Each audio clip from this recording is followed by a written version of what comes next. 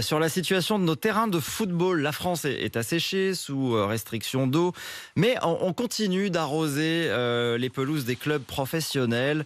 Même dans les départements en crise, il y a des dérogations. Ça choque un certain nombre de Français. Vous vous dites c'est indispensable, même si ça peut choquer notamment les agriculteurs qui, eux, sont très restreints?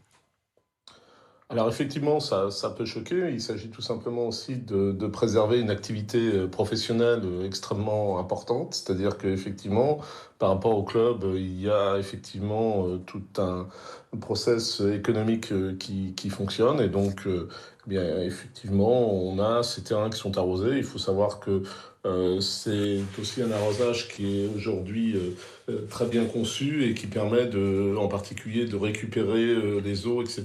C'est le cas à Nantes où la nouvelle pelouse permet de récupérer effectivement aussi les eaux qui ne sont pas utilisées.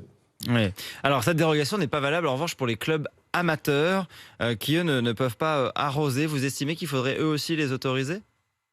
Non, non, non, pas du tout. Non. Aujourd'hui, le football est un football citoyen et nous sommes concernés comme tout le monde par la sécheresse. Effectivement, mais les clubs de football s'adaptent. C'est difficile. Alors, ceux qui ont des terrains synthétiques sont évidemment moins pénalisés, mais pour le reste, bien effectivement, en fonction des situations, sur certains bassins, on peut encore arroser parce que il reste de l'eau, les nappes phréatiques, etc. Mais globalement, une grande partie des terrains ne sont plus arrosés depuis plus ou moins longtemps. Ouais, et ça va poser des problèmes là à la rentrée pour la reprise des entraînements, des différents championnats amateurs?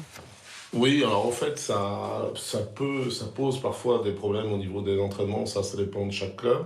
Ça peut poser des problèmes, la reprise des compétitions globalement pour l'ensemble du football français, c'est la Coupe de France pour les clubs amateurs.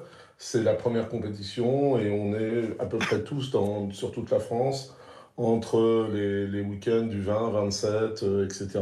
Oui, donc ça Nous, en arrive ce qui nous assez vite concerne, là. Hmm. voilà, nous, en ce qui nous concerne, c'est les 27, 3 et 10 septembre. Voilà, on suit. Alors d'abord, on est en contact très proche avec nos clubs et on recense les problématiques et on va essayer de s'adapter pour que ces matchs puissent avoir lieu.